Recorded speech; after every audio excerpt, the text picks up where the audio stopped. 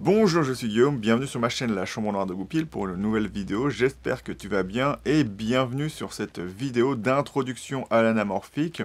Alors le principe de base de l'anamorphique est assez simple, bien que n'étant pas fait pour le cinéma à la base. Il se trouve que ce procédé a été très intéressant pour celui-ci, mais la genèse de l'anamorphique vient surtout du fait d'élargir le champ de vision d'une personne quand voir sur les côtés était difficile. Le principe est de compresser l'image puis la décompresser en une image plus large que la formule optique sphérique de base, c'est ce qu'on appelle le processus anamorphique. Si on prend des jumelles x8 et qu'on adapte des éléments anamorphiques dessus, on aurait un champ horizontal qui deviendrait plus grand angle en fonction du facteur de compression ou facteur d'anamorphose, et si par exemple il était de 1,6, on diviserait le grossissement horizontal par 1,5, enfin 1,6 ici, et on passerait à 5 de grossissement en horizontal.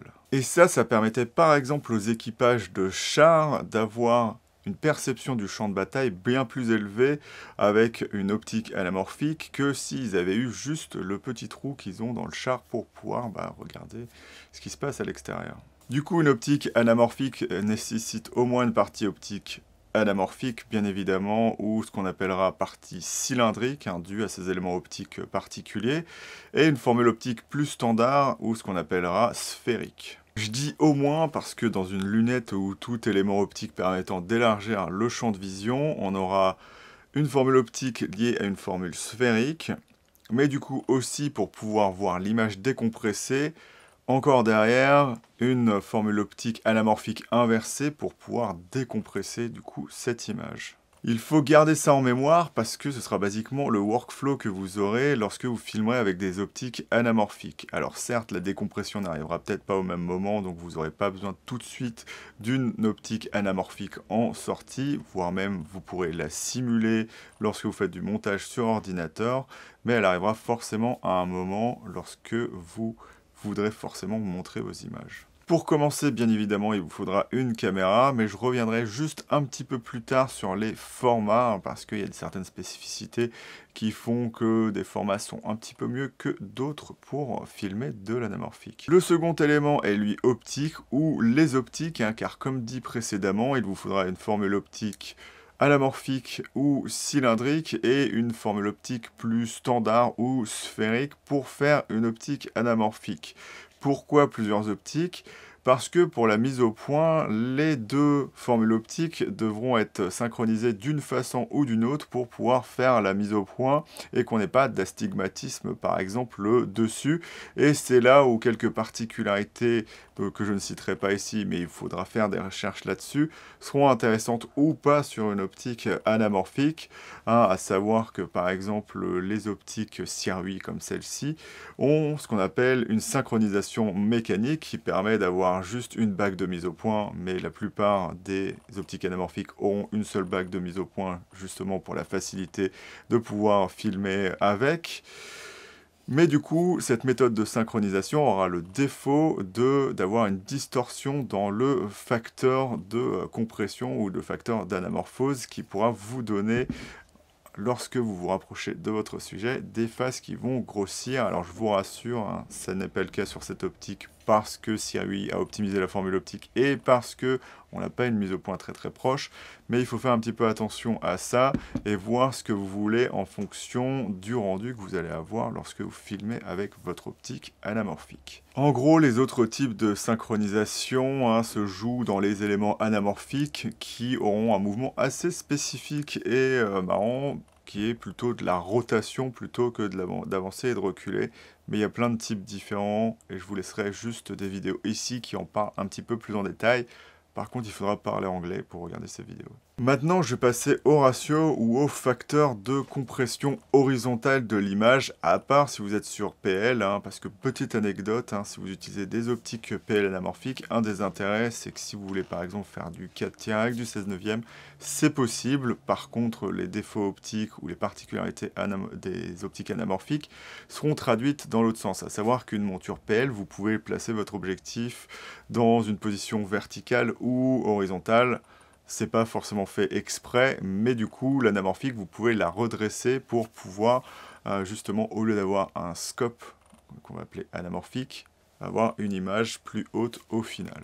Le facteur de compression est traduit sur votre optique anamorphique par exemple, si on peut le voir ici, un 1.6x, mais les plus notables sont le 1.33, le 1.5 et le 2, et ça déterminera de combien votre image sera élargie, hein. Voilà, si vous prenez du 16 neuvième par exemple, et ben votre 16 dessus sera multiplié par le facteur de compression, et il sera à multiplier lorsque vous serez par exemple sur votre logiciel de montage, hein. Par exemple, si vous faites 16 x 2, ça vous fera 32, et ça fera un scope vraiment un petit peu large, hein, qui sera de 3,55, donc avec des grosses bandes noires par exemple. Si vous faites ça sur votre logiciel de montage, hein, ce qui sera important, c'est d'utiliser, de bien regarder bien évidemment votre facteur de compression, et après sur votre timeline de bien mettre le format que vous voulez. Par exemple, si j'ai un facteur de 1.6 sur cette optique et que je veux faire du 4K, je serai à 2160 en vertical, mais en horizontal, je serai à 3840 fois le facteur de conversion du coup, et après lorsque je mettrai le métrage à l'intérieur, il sera toujours dans son format de base, et il faudra lui l'agrandir en horizontal seulement, hein, pas du coup en proportionné. Par exemple sur Premiere en faisant 160%, ou sur DaVinci ou d'autres logiciels en mettant un 6 au lieu de 1 tout court. Et du coup, cela reproduit ce qui se passerait au cinéma avec une pellicule, à savoir utiliser une optique anamorphique inversée pour décompresser l'image au cinéma.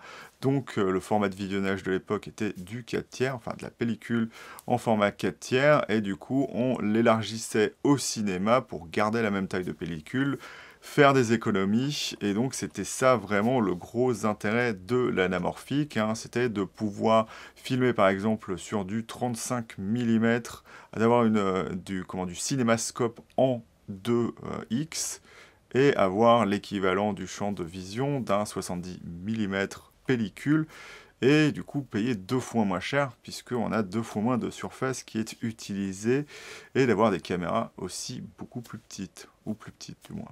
Pourquoi je dis c'était l'intérêt de l'anamorphique? Parce qu'en termes de qualité rendue, hein, une pellicule ça reste organique, donc voilà, la décompresser, on voit très peu les défauts, hein, comme on est sur du grain. Il n'y a pas de problème, mais voilà, vous avez peut-être noté quelque chose depuis le début, hein, quand on fait sa décompression, eh ben, on rajoute des pixels. Donc aujourd'hui, ça marche très très bien, mais vous aurez nativement pas une qualité aussi bonne que si vous aviez votre 16 neuvième de base, hein. Voilà, vous faites de l'interpolation, c'est normal qu'on perde un petit peu en piqué, et qu'on puisse avoir des petits artefacts si votre ordi n'est pas assez puissant pour rendre correctement l'image. Mais voilà, j'ai jamais vu trop de problèmes avec, mais sachez que voilà, on crée de l'info là où il n'y en a pas, donc il y aura forcément une dégradation de l'image qui peut être, atténuée si par exemple vous faites de la sortie 4K avec du 8K. Certes, vous aurez quand même le défaut de l'interpolation, mais vous ramènerez ça à beaucoup moins de pixels, et donc on peut espérer que les défauts seront moins visibles. De plus, très peu de caméras vidéo modernes, hein, dans les 10 000 €, et bien évidemment les hybrides sont pris en compte, sont capables de faire de l'open gate 4/3, voire même aucune, hein, par exemple en plein format, hein, dû à la démocratisation des écrans larges 16 neuvième. On n'a plus eu le besoin, hein, d'avoir bien évidemment des capteurs 4/3 qui sont vraiment adaptés au fait de faire par exemple du cinémascope 2 fois. Donc du coup, ça rend la tâche un petit peu plus compliquée pour avoir vraiment des effets anamorphiques qu'on verra juste après. Ça très très présent dans l'image, hein, puisque le facteur de compression jouera vraiment un gros rôle là-dedans. Et donc c'est ça qui est un petit peu dommage. Si par exemple on prend du plein format, on aura au maximum que de l'open gate 3,5, et c'est vraiment d'ailleurs plus des spécificités d'hybride aujourd'hui que de caméra cinéma à proprement parler. Je parle, hein, dans un budget faible, et donc c'est ça qui va être un petit peu déjà compliqué avec l'anamorphique. Par exemple, si on prend le cinémascope 2 fois, si on fait ça sur du 16/9, on va se retrouver avec une image vraiment très très large, hein. Lorsque je regarde mes notes, je vous l'ai déjà dit, on se retrouvera sur du 3,55, donc ce qui est vraiment un scope avec des barres qui seront, voilà, vous aurez quelque chose de vraiment très très large. Et lorsque je prends du 3,5, on sera à 3, ce qui est déjà encore très très élevé, et il n'y a que vraiment le 4 tiers qui pourrait nous donner du 2,66. Et je vous le rappelle, le 4 tiers, il faut avoir un capteur micro 4 tiers pour ça. Et les appareils photo type moyen format moderne, qui sont juste un petit peu plus gros que le plein format, ne font pas nativement du 4 tiers directement dans leur format nominal. Et donc voilà, ça pose un petit peu des problèmes. Après, bien évidemment, ce qu'on a trouvé aujourd'hui, c'est que si vous utilisez un facteur de compression un petit peu plus faible, hein, par exemple le 1.6 de ce circuit anamorphique de la série Saturn, on retombe un petit peu plus facilement sur nos pattes, hein. On se retrouve lorsqu'on est avec l'OpenGate 3.5 sur du plus confortable 2.39. Donc voilà, ce qui est un scope standard et qui est vraiment très très intéressant. Si tout était qu'une question de ratio, on filmerait tous sur des optiques à compression 1.5 et ça irait vraiment très très bien. Mais du coup, on a ici à l'intérêt de mettre des anamorphiques sur des capteurs numériques. En effet, la particularité des optiques anamorphiques, c'est ce qui va arriver du côté optique et toutes les particularités qu'elles vont avoir une fois qu'on est dans un environnement de visionnage confortable. Le facteur d'anamorphose donne une particularité à l'image une fois décompressée. En effet, si on a bien la focale en verticale indiquée sur l'objectif, hein, à savoir sur le circuit 50 mm, 1.6, 50 mm, mais en horizontal, comme on a compressé et décompressé l'image, on aura la focale divisée par le facteur d'anamorphose, à savoir ici 50 mm divisé par 1,6, ce qui nous donnera 31 mm. Et ce qui est intéressant, c'est qu'on aura encore les perspectives d'un 50 mm pour ceux qui aiment bien avoir des visages ayant la bonne proportion. En conséquence, le bokeh est influencé par ces deux focales. Celui-ci sera proportionné suivant le facteur. Et du coup, ça donnera un impact plus ou moins important à l'image. En effet, le bokeh sera plus ou moins compressé en fonction de la différence entre les deux focales. Donc plus on a un facteur important et une différence entre focale verticale et focale horizontale important, plus le bokeh sera compressé dans ces zones les plus floues, et plus lorsqu'on fera la mise au point, on aura un bokeh qui bouge et qui donne une image un petit peu plus vivante au final, ou un petit peu plus étrange. Une des conséquences les plus faciles à voir, hein, c'est ce look anamorphique avec ces lumières spéculaires qui seront forcément ovales lorsqu'on fait de l'anamorphique, et qu'on aime vraiment avoir très très ovale avec du facteur 2, qu'on appréciera un petit peu moins sur du 1.6 et encore moins sur du 1.33.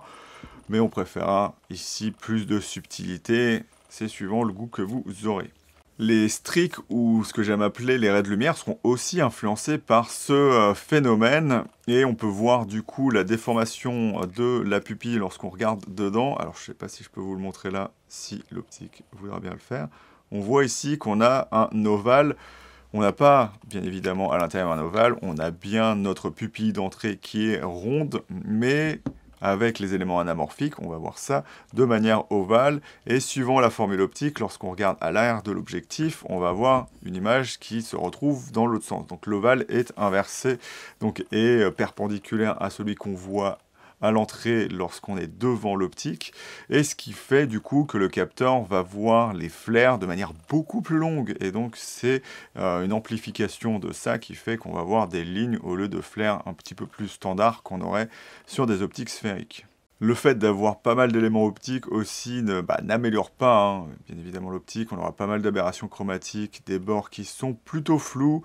On aura de la respiration, bien évidemment, donc c'est des caractères anamorphiques. De la distorsion, alors il y a plusieurs types de distorsion.